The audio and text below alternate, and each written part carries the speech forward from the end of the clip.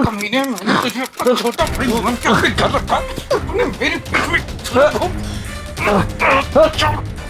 इसे मार दो। इस इंसान ने मेरी जिंदगी खराब कर दी। जब तक ये मरेगा नहीं, मुझे चैन की सांस नहीं आएगी। मार दो इसे।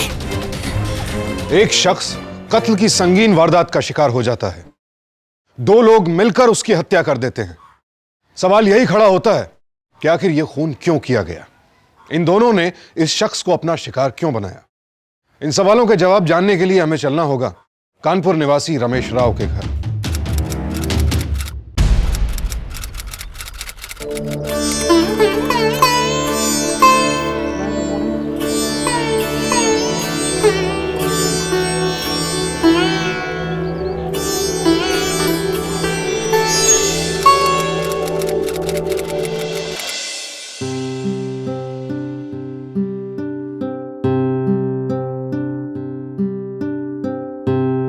कमाल की खूबसूरत है मेरी बीवी। अच्छा, ये लिपस्टिक कैसी लगी? अच्छी है, बहुत अच्छी है। अब तुम लेट क्यों रहे? काम पे नहीं जाना? अरे चला जाऊंगा, लेकिन थोड़ा सा तो टाइम मुझे भी दे। नहीं, मुझे लगता है तुम्हें काम पे जाना चाहिए। जाओ नहा लो, नहीं तो लेट हो जाओ। अच्छा,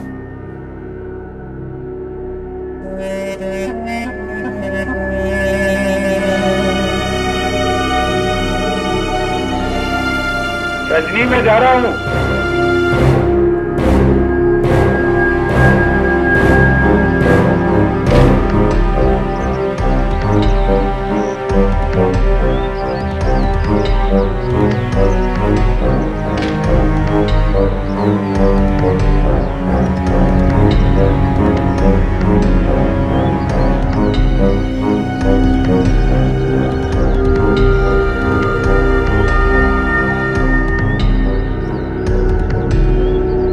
हवा में उड़ती है मेरी ये बाइक।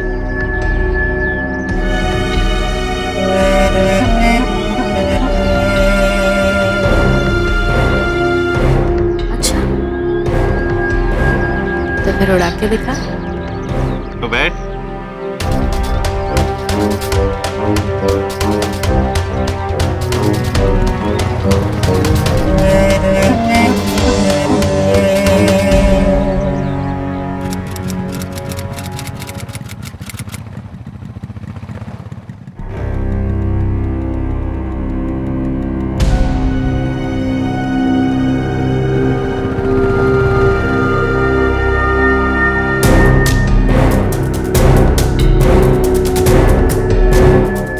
आ गए नाइट शिफ्ट से। कहाँ गई थी? कहाँ गई थी मतलब? मंदिर गई थी।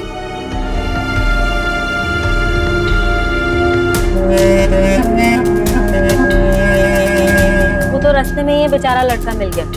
इसने कहा घर छोड़ देता, वरना इतनी दूर पैदल चलकर आना पड़ता। एक गाड़ी तो खरीदी नहीं जाती, बस सवाल करता है।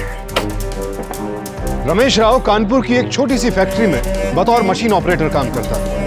उसे अपनी पत्नी रजनी से बेइंतहा मोहब्बत थी। आलम यह था कि उसे रजनी की बड़ी से बड़ी गुस्ताखी भी छोटी मोटी गलती नजर आती थी। वो रजनी की हर खामी को नजरअंदाज करता था।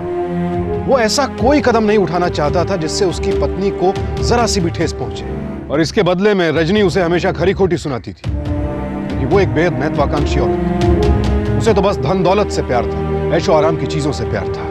रजनी, रजनी। हाँ, क्या है? आ रही हूँ। जरा जल्दी आओ। हाँ बोलो। कैसी है? किसकी है ये? तुम्हारी है? अच्छी है ना? अब तुम्हें किसी और के साथ में जाने की जरूरत नहीं पड़ेगी। घूमने चले? हाँ चलो। चलो दरवाजा बंद करो, आ जाओ।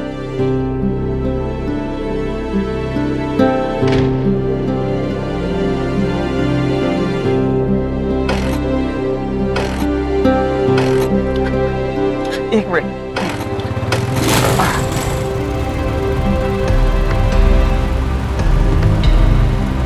हाँ बैठो। तो अरे क्या हुआ?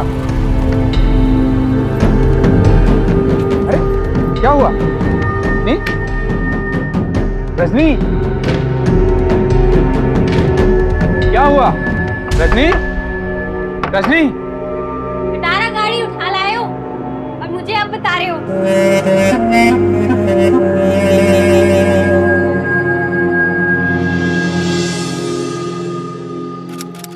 भाभी नमस्ते। हाँ नमस्ते। वो रजनी घर पर नहीं है, आपसे कुछ बता के गई है क्या? नहीं मुझे तो नहीं, मगर हाँ विमला ने शायद उसे शाम को ना मीनू के घर की तरफ जाते हुए देखा है। अच्छा मैं देख लेता हूँ। हाँ। अच्छा नमस्ते भाभी। नमस्ते।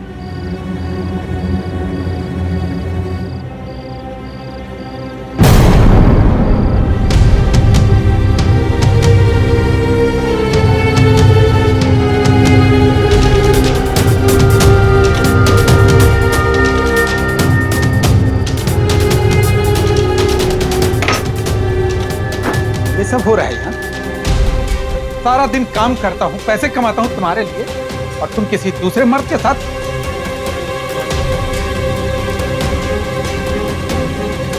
हे, आप गलत समझ रहे हैं। वो तो यही मुझे छेड़ रहा था। इसने मुझे पिक्चर देखने के बहाने घर बुलाया। मैं तो बस पिक्चर देखना चाहती थी। इसने मुझे बताया ही नहीं कि ये घर पर अकेला है और मीनू है ही नहीं घर पर। और पता है क्या, फिर ना ये मेरे साथ छेड़खानी करने लगा, सच्ची कसम से। ए, क्या बोल रही तू? तमीज से बात कर। ए साले बुड्ढे, चल। बिजी करता है साले हमारी बीवी के साथ। ए बुड्ढे, ये क्या कर रहे हो? छोड़ो मेरे पति को, छोड़ो। इतनी बड़ी बात होने के बाद भी रमेश अपनी पत्नी के खिलाफ एक शब्द नहीं सुन सकता था। वो प्यार में इस कदर अंधा था कि उसने नंदू और रजनी के बीच अपनी आंखों देखी घटना को भी झुठला दिया। नादानी और बेवकूफी में बहुत बारीक अंतर होता है। रमेश शायद इस फर्क को नहीं समझता था और उसकी यही बेवकूफी उसे बहुत भारी पड़ने वाली थी। सारे मोहल्ले में नाक कटवा दी मेरी। अरे कैसे दिखाऊंगी लोगों को अपना मुंह? क्या जरूरत थी इतना बड़ा तमाशा करने की? अरे घर वापस आ ही रही थी ना, एक पिक्चर ही तो देखने गई थी। कौड़ियों के दाम मिलते हैं आजकल डीवीडी प्लेयर, लेकिन नहीं, गलती तो मेरी ही है। अरे आज एक डीवीडी प्लेयर होता तो खुद सोचो, मीनू के घर जाती ही क्यों मैं?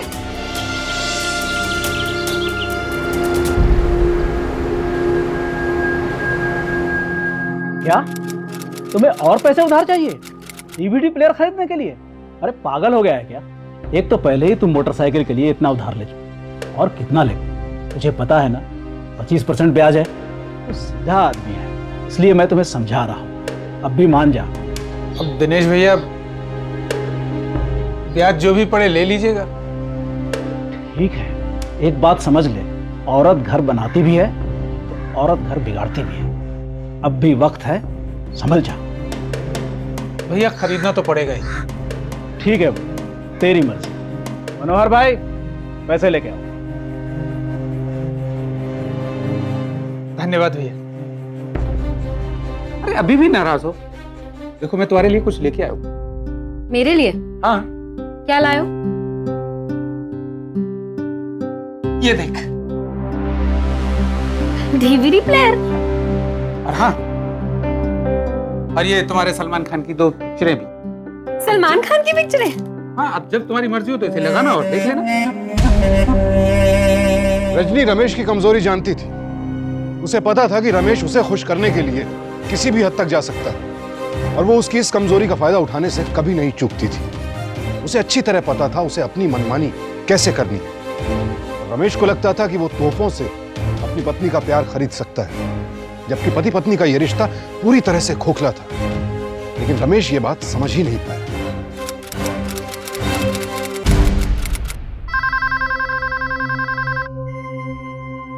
अरे जरा सुनो, फोन बज रहा है कब से। आया आया।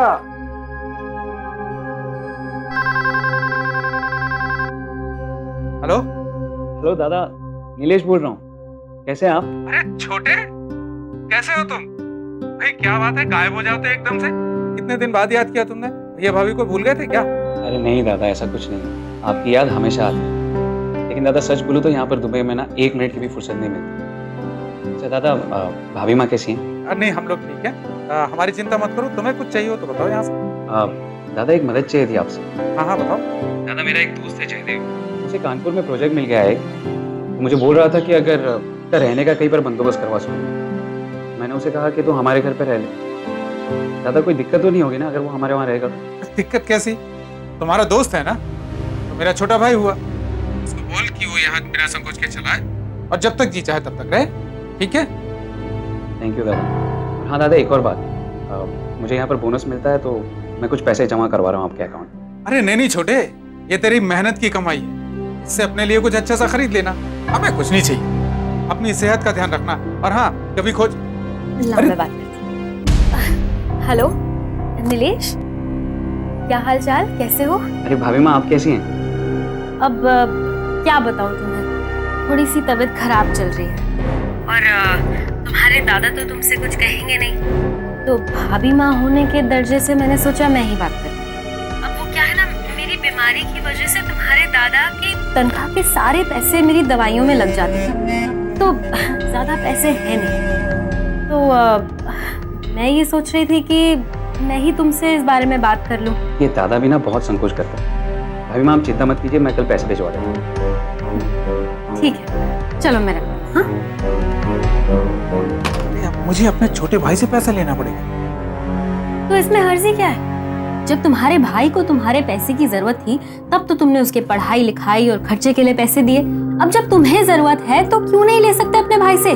और वैसे भी रमेश, कौन सा वो तुम्हें लाख रुपए देने वाला है?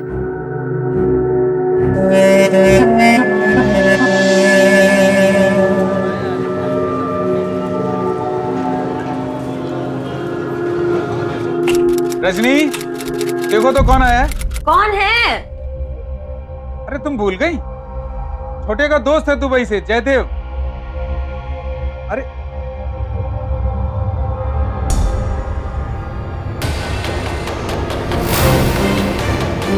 आप लोग बैठिए ना, मैं चाय लाती हूँ।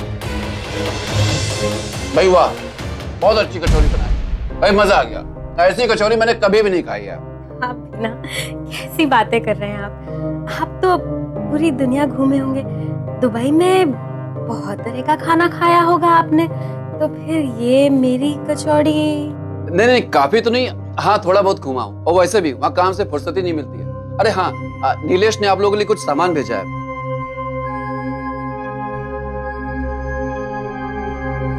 ये भैया आपके लिए, ये भाभी आपके लिए, और ये भैया। अरे इन सब की क्या जरूरत थी? और फिर ये तो मुझे चलाना भी नहीं आता है, मैं क्या करूंगा इसका? हाँ बीना, गलत आदमी को गलत चीज दे दिया। कितना खूबसूरत मोबाइल है ये। अब जयदेव जी, आप जाइए ना, अपनी शर्ट तो ट्राई करिए। हाँ हाँ, देखता हूँ। आप ये मुझे चलाना सिखाएंगे? हाँ क्यों नहीं।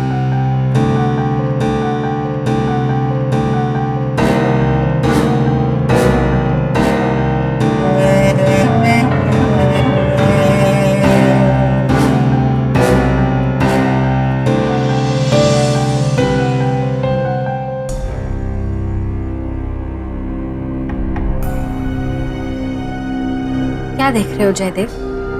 कभी कोई सुंदर लड़की नहीं देखी क्या? नहीं भाभी, बस वो। शर्माओ मत। हाँ तो क्या देख रहे थे तुम? भाभी वो बस। बड़े शर्मीले टाइप के, कुछ समझते ही नहीं। ये साड़ी तेरे लिए? क्या लाने के लिए?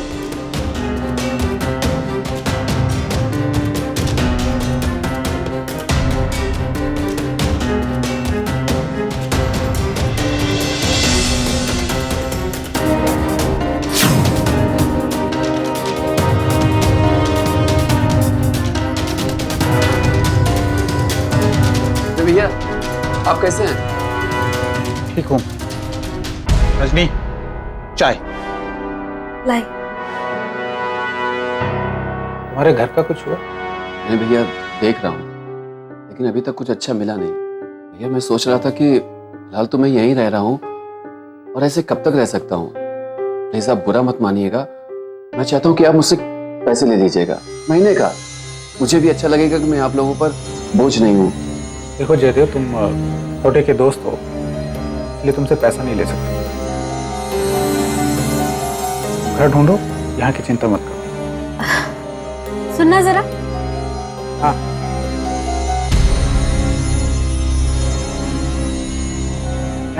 ये क्या कर रहे हो तुम? पैसे दे रहा है तो ले लो ना। इतना बड़ा शहर है, इतने बड़े शहर में अनजाना है बेचारा, कहाँ जाएगा वो? और वैसे भी उसका दिल लग गया है यहाँ पर, और यहाँ रहेगा तो हमारा भी दिल लगा रहेगा, है कि नहीं? और जरा सोचो इस बात को कि है तो नीलेश का ही दोस्त ना, आखिर नीलेश से भी पैसे लिए थे तुमने कि नहीं? तो इससे लेने में क्या हर्ज है? ये 2 पैसे हमारे घर में ही आएंगे ना, समझते क्यों नहीं तुम इस बात को? तुम भी ना।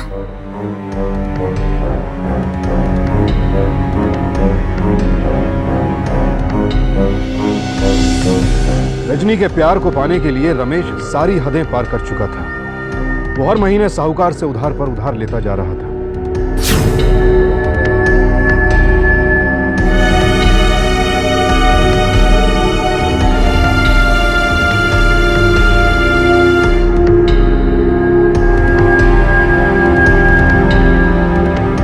अपने आत्मसम्मान और स्वाभिमान को ताक पर रखकर भी रमेश रजनी के दिल में अपने लिए जगह नहीं बना पाया था। बनाता भी कैसे? रजनी उसके प्यार को, उसकी भावनाओं को समझना ही नहीं चाहती थी। जबकि सच तो यह है कि रमेश एक ऐसे रिश्ते में जान फूंकने की नाकाम कोशिश कर रहा था जो बहुत पहले ही खत्म हो चुका था। अरे हाँ छोटे, यहाँ सब ठीक है। नहीं दादा, कुछ तो है, बताइए ना दादा।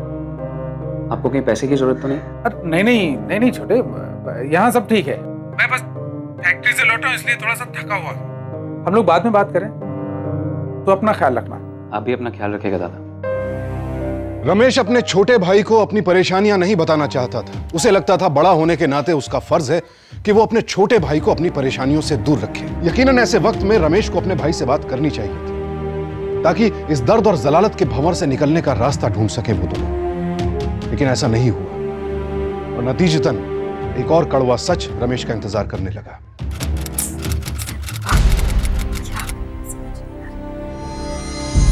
परेशान मत हो, सब ठीक हो जाएगा। कैसे ठीक होगा जयदेव? मेरे पेट में 2 महीने का बच्चा है और मैं अपने पति के साथ पता नहीं कितने महीनों से नहीं सोई। ठीक है रमेश बेवकूफ है, लेकिन इतना भी बेवकूफ नहीं है वो। क्या कर रहे हो तुम? ये मजाक का वक्त नहीं है जयदेव। मजाक नहीं कर रहा मेरी जान, एक आइडिया बताता हूँ। आइडिया?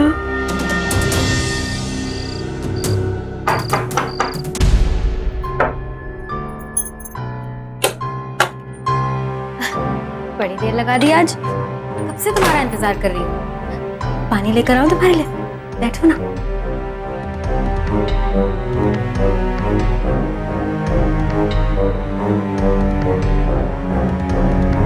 अब अच्छा रमेश, बताओ ना आज काम पर क्या हुआ? आज तुम्हें क्या हुआ? मुझे कुछ नहीं हुआ, मुझे तो लगता है तुम्हें कुछ हो गया। आजकल बात ही नहीं करते मुझसे और मेरी तरफ देखते भी नहीं। तुम्हें कुछ चाहिए हमसे? चाहिए ना, मुझे तुम चाहिए, और आज चाहिए, इसी वक्त।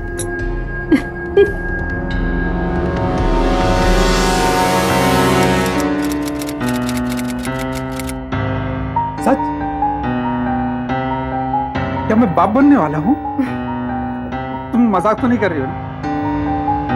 सच रजनी, मैं दुनिया का सबसे खुशनसीब आदमी हूँ। रजनी अच्छी तरह से जानती थी कि उसे अपने पति रमेश को कैसे बेवकूफ बनाना है। अपने मां बनने वाली बात को लेकर भी वो पूरी तरह निश्चिंत थी। उसे पता था कि रमेश कभी भी महीनों और तारीख पर ध्यान नहीं देगा, और हुआ भी यही। रजनी ने रमेश को बहला लिया और वो मान भी गया कि वो बच्चा उसी का है।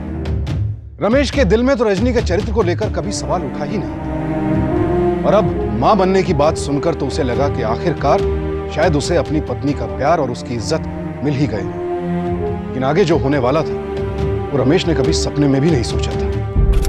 हेलो। हाँ दादा। अरे छोटे, अभी हम तुझे याद कर रहे थे। मैंने तेरे भतीजे को चाचा बोलना सिखा दिया है। सो रहा है, नहीं तो बात करा देता। अच्छा तू अपने भतीजे से बात करने कब आ रहा है? हाँ दादा, बहुत जल्द आ रहा हूँ दादा। जल्दी आ जा। रखता हूँ। जी ठीक। चल मुन्ना शुक्र। सारा दिन तुम घर में पड़े रहोगे तो घर कैसे चलेगा? जाकर पैसे कमाओ। अरे बड़ी मुश्किलों से तो सोया। माँ हूँ मैं इसकी। खिला लूंगी इसको। तुम जाओ और पैसे कमाओ। वक्त बीतने लगा।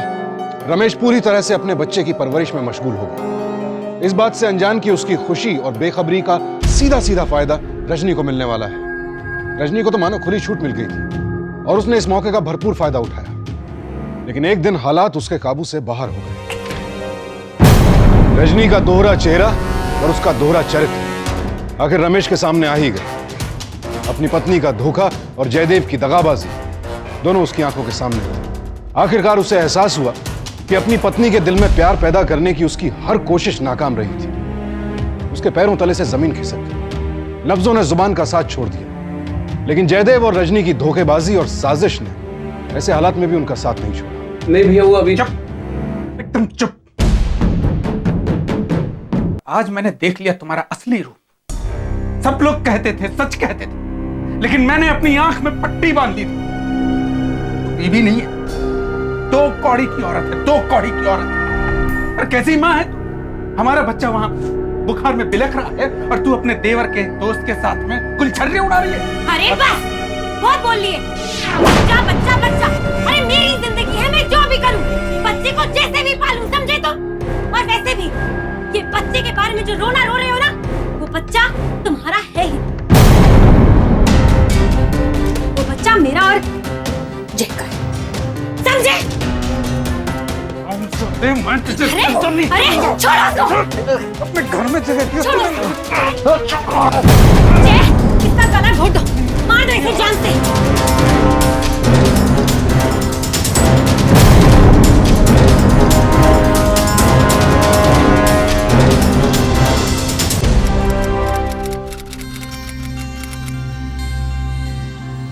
तुझे से जिंदगी बर्बाद हो गई, कैसे रहूंगी तुम्हारे बिना? बिल्कुल अकेली पड़ गई मैं तो।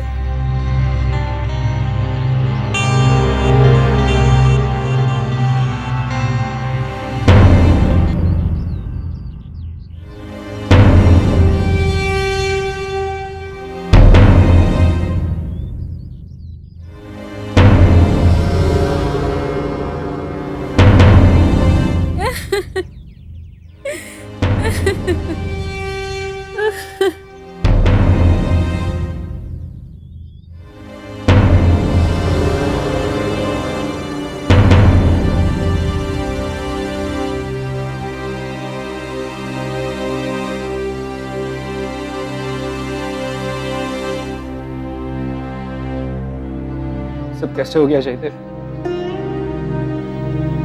मैंने आत्महत्या कर ली।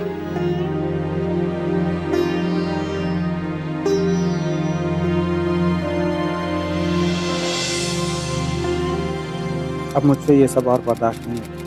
मुझ पर बहुत कर्ज चढ़ गया है, जिसे मैं चाह कर भी नहीं उतार सकता। रजनी, मैं जानता हूँ कि मैं तुम्हें और मोंटू को अकेला छोड़कर जा रहा हूँ। इसके लिए मुझे माफ कर दो।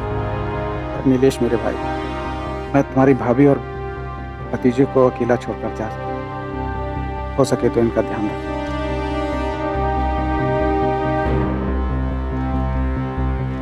देखिए, मुझे बहुत अफसोस है। आप यकीन मानिए कि मैंने पूरा इन्वेस्टिगेट किया। देखिए, हमें यह भी पता चला है कि आपके भैया ने काफी उधार ले रखा था, तकरीबन 1 लाख रुपए, और उनकी सैलरी थी सिर्फ 10,500 रुपए। ऐसे में इतना बड़ा लोन रीपे करना बड़ा मुश्किल है।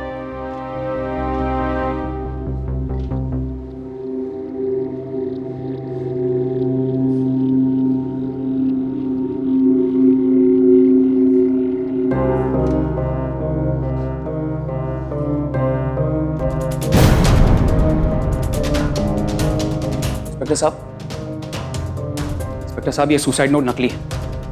ये मेरे दादा ने नहीं लिखा। और मैं ये यकीन के साथ कह सकता हूँ, यहाँ पर लिखा है नीलेश मेरे भाई, अपना ख्याल रखें। और भैया ने मुझे आज तक नीलेश या भाई कहकर नहीं बुलाया, वो मुझे हमेशा छोटे कहकर बुलाते। ये भैया ने नहीं लिखा, ये किसी और ने लिखा है, जो साबित करना चाहता है मेरे भाई की मौत एक आत्महत्या थी। देखिए नीलेश जी, मैं समझ सकता हूँ कि आपको गहरा सदमा लगा है, लेकिन आप यकीन मानिए कि मैंने अपना इन्वेस्टिगेशन अच्छी तरीके से किया है। आपके भैया ओवरटाइम ड्यूटी किया करते थे और शादी के बाद उनके खर्चे बहुत बढ़ गए। ऐसे बहुत सारे केसेस देखे हैं मैंने। छोड़ दे नीलेश, फिर घर चलते हैं। चल।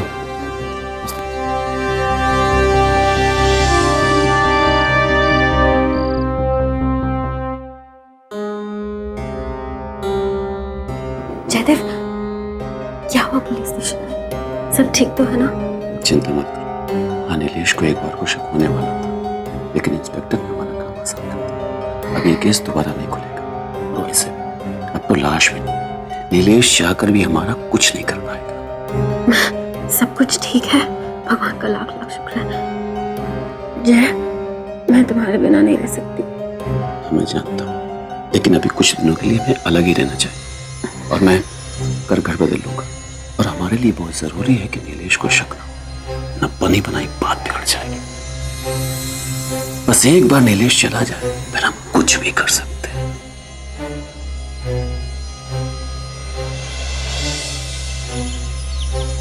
जाओ।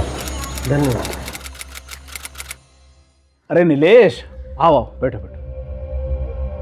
अरे मनोहर, देखो उधर। कहो कैसे आना हुआ? वो सेठ जी, भैया ने कुछ पैसे उधार लिए थे आपसे। तो बेटा, पैसे की चिंता तो मैंने कभी की ही नहीं। मैं तुम दोनों भाइयों को काफी अरसे से जानता हूँ और तुम पर तो मुझे पूरा भरोसा था। वैसे सेठ जी, दादा ने कितने पैसे लिए थे आपसे?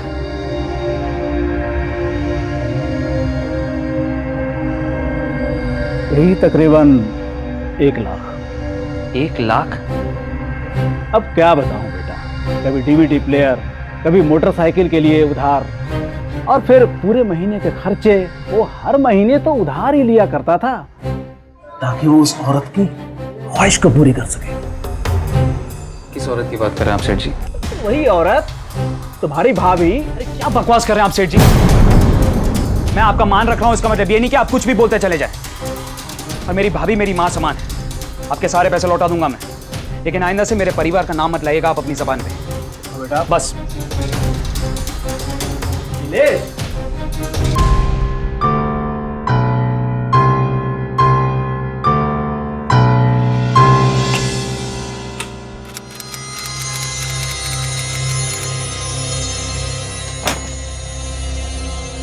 भाभी, भाभी माँ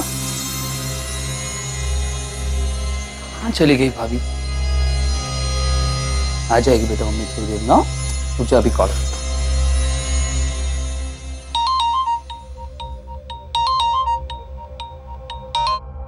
हूँ। हेलो।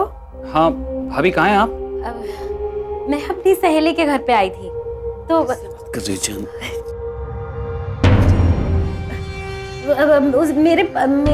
मेरी दोस्त के पति के घर पे आई थी, तो मेरी दोस्त की मदद करने के लिए आई थी। उसके पति की तबीयत खराब है, एक्सीडेंट ने मतलब तबीयत खराब है।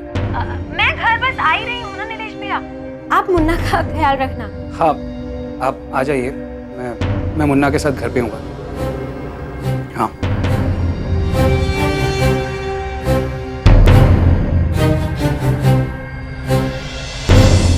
जी मौसी जी, लेकिन आपकी बड़ी याद आती है। अच्छा, तो नीलेश आ गया है?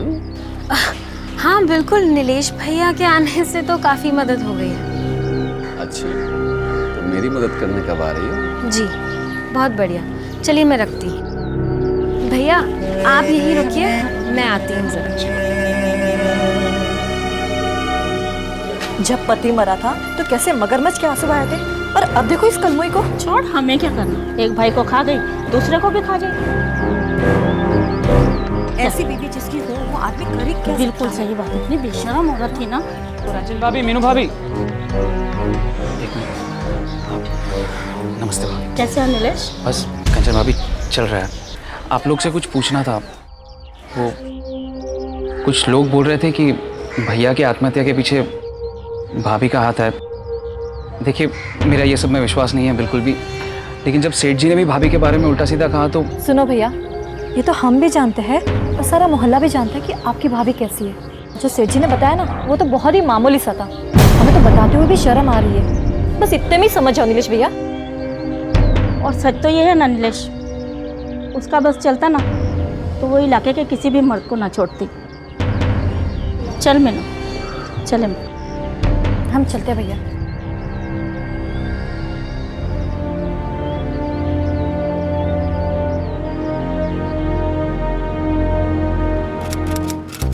देखिए इंस्पेक्टर साहब, मैं आपसे सिर्फ इतना कहना चाहता हूँ कि आपको इस केस की जांच पड़ताल फिर से करनी पड़ेगी। मेरे भाई ने आत्महत्या नहीं की और ये सुसाइड नोट वगैरह ये सब झूठ है, सब ढोंग है। मैं ये भी जानता हूँ कि इसके पीछे किसका है। किसका? मेरी भाभी का। इंस्पेक्टर साहब, उनके और भी मर्दों के साथ संबंध है और उन्होंने ही किसी अपने आशिक के साथ मिलकर मेरे भाई का कत्ल कर दिया। पागल हो गए हो क्या? तुम जानते हो क्या कह रहे हो? इंस्पेक्टर साहब, मैं समझता हूँ कि सुनने में अजीब लगता है, मुझे भी पहली बार ऐसा ही लगा था। नीलेश, ये तो मैं नहीं जानता कि तुम्हारा और तुम्हारी भाभी के बीच ऐसा क्या हो गया जो तुम अपनी भाभी के लिए ऐसी बातें कर रहे हो। बहरहाल मैं तुम्हारी शक के बिना पे ये केस रीओपन नहीं कर सकता। ठीक है, अगर आप कुछ नहीं कर सकते तो मैं खुद सबूत ला कर दूंगा आपको। मुझे मेरे भाई के केस की एफआईआर चाहिए। ठीक है।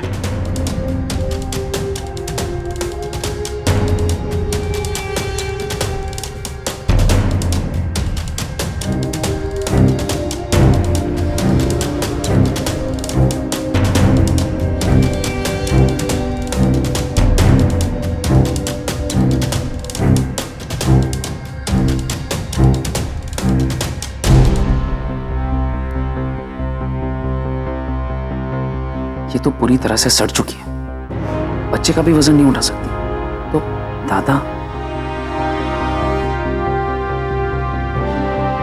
अरे नीलेश, तुम यहाँ हो और मैं तुम्हें सारे घर में ढूंढ रही हूँ, तुम ही ना बताते नहीं हो। क्यों बताऊं? हर चीज की रिपोर्ट देनी पड़ेगी आपको। आपसे तो कोई मैंने पूछा नहीं कि आप दिन भर कहाँ रहती।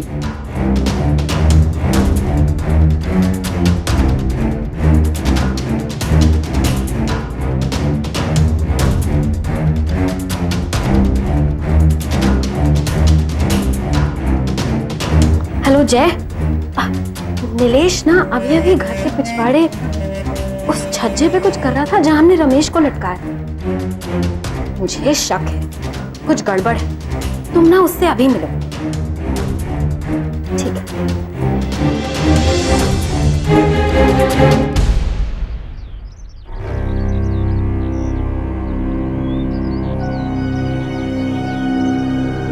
ये सब क्या कर रहे हैं?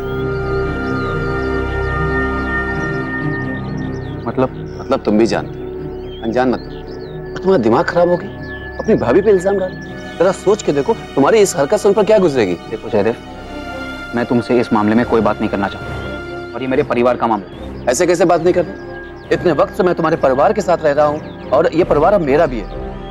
और वैसे भी तुम्हारी भाभी इतनी साफ दिल की सीधी सादी औरत है, लोग सिर्फ तुमसे जलते हैं। बात को समझो, भैया तो रहे नहीं, अब भाभी और मोन्टू, इनका ख्याल रखो। और तुम उनका ख्याल रखने की वजह ये सब कर रहे हो। शर्म आनी चाहिए तुम्हें।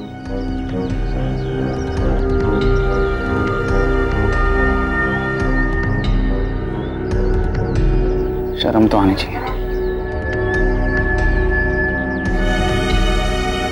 लेकिन ये सब कैसे पता? रमेश की आत्महत्या की कहानी नीलेश के गले नहीं उतर रही थी। उसे शक था कि उसके भाई की मौत के पीछे जरूर कोई गहरी साजिश है और उसने इस राज से पर्दा उठाने की ठानी।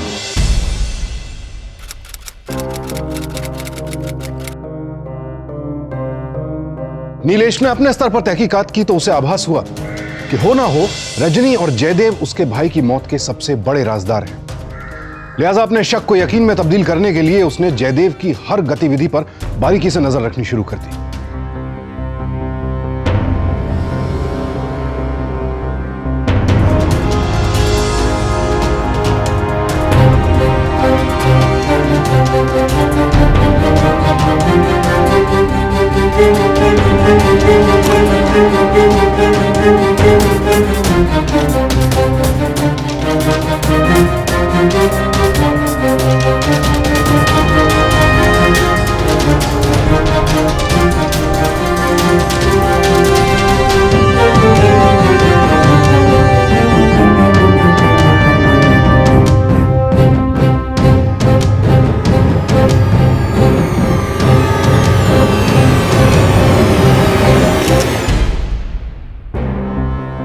मैंने उसे अपना दोस्त समझा था और अपने घर में रुकने को बोल दिया। अगर उस दिन ये गलती नहीं की होती तो आज ये दिन नहीं देखना पड़ता मुझे।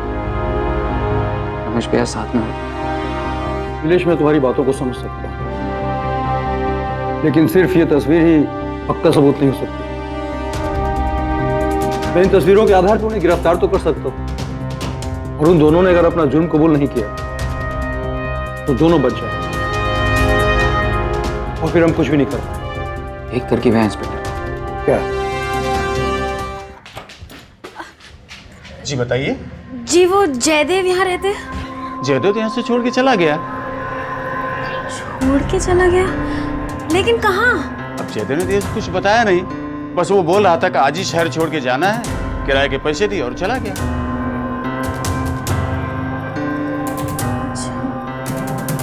जी शुक्रिया।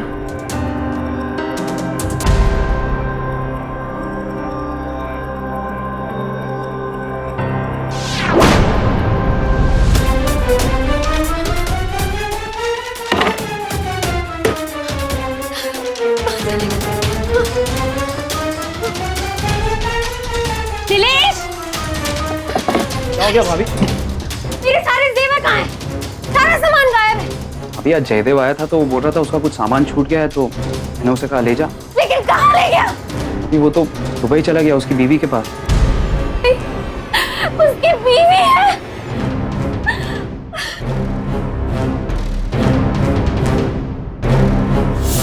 एक तरकीब है इंस्पेक्टर। क्या? सब मैंने कोई गलती नहीं की सर, आपको कोई गलत फहमी होगी। प्लीज सर, आप मुझे छोड़ दीजिए, सच बता रहा हूँ सर। यहीं से मारता हुआ ले जाऊंगा, चल। अब जयदेव ने तो कुछ बताया नहीं, बस वो बोल रहा था कि आज ही शहर छोड़ के जाना है, किराए के पैसे दिए और चला गया। जी शुक्रिया। सर, आपका काम हो गया। तो ये सारा सामान तूने खरीद करके उस औरत को दिया था? मैंने तो बस यही दो खरीद कर दिया था, ये तो सब उसके पास पहले से था सर।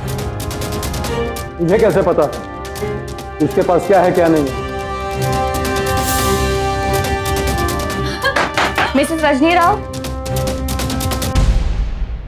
आपको हमारे साथ थाना चलना होगा। आपके पति रमेश राव की मौत के बारे में इंक्वायरी करनी है। लेकिन सारी पूछताछ तो हो चुकी है। देखिए मैडम, हमारा समय बर्बाद मत कीजिए, चलिए प्लीज। डॉक्टर साहब आप चलिए, चलिए चलिए जल्दी। नीलेश, लेकिन भाभी मैं आ जाऊंगा बाहर। इंस्पेक्टर साहब, मेरी कोई गलती नहीं है।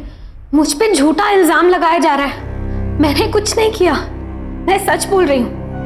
रजनी जी भारी मुसीबत में पड़ गई। आपके आशिक को एयरपोर्ट पे गिरफ्तार कर लिया गया। वो शहर छोड़ करके भाग रहा था, और पूछताछ में उसने ये बयान दिया है आपने ही अपने पति का कत्ल किया। नहीं इंस्पेक्टर साहब, मैंने कुछ नहीं किया। आपको शायद गलतफहमी हुई है। कमीना साहब, झूठ बोल रहा है वो। मैंने तो उसको कितना समझाने की कोशिश करी साहब, कितनी बार उसको बताया मैंने कि मैं शादीशुदा हूं, लेकिन जब से मुझसे मिला था तब से मुझे छेड़ता था। हार कर मैंने अपने पति रमेश को बताया, और वो उससे बात करने के लिए गया। गर्मा गर्मी हो गई और उसने उसे मार दी। साहब, मैंने कुछ नहीं किया साहब, बोल रही हूँ, इसमें मेरी कोई गलती नहीं है। आपने मैं पहले क्यों नहीं बताया? अब पहले इसलिए नहीं बताई कि मुझे लगा कि बदनामी ना हो जाए बस। झूठ बोल रहा है वो। मैंने तो उसको कितना समझाने की कोशिश करी साहब, कितनी बार उसको बताया मैंने कि मैं शादीशुदा हूँ, लेकिन जब से मुझसे मिला था तब से मुझे छेड़ता था। हार कर मैंने अपने साले, सच मैं बताता हूँ इंस्पेक्टर साहब, इस कमीनी औरत पे मैंने डोरे नहीं डालता था, ये आकर चिपकी थी मुझसे, इसने मुझ पर डोरे डाले थे। ये हम कैसे मान लें? इंस्पेक्टर साहब, मैं सच बोल रहा हूँ। हाँ, मैंने रमेश को मारा, मैं कबूल करता हूँ, लेकिन क्यों? इसके ही कहने पर इस गिरी हुई औरत ने ही मेरे कान भरे थे। इसे गिरी हुई औरत ने अपना दुपट्टा दिया था अपने पति का गला घोटने का। इसका गला घोट दो, मार दो इसे जान से। मुझे पता था ये एक ना एक दिन ऐसा ही धोखा करेगा, इसीलिए मैंने दुपट्टा संभाल के रखा। सिर्फ दुपट्टे से तू कुछ भी साबित नहीं कर पाएगा। कोर्ट ये कहेगा कि दुपट्टे से तुमने गला घोटा और दुपट्टे को छुपा के रख दिया। अगर आपको विश्वास नहीं हो रहा है तो आप टेस्ट करवा लीजिए। कैसा टेस्ट? इसके बच्चे का असली बाप मैं ही हूं। मेरी बात का यकीन मानिए, ये सब उसी औरत ने करवाया था सर। यादव, इसे लॉकअप में डालो।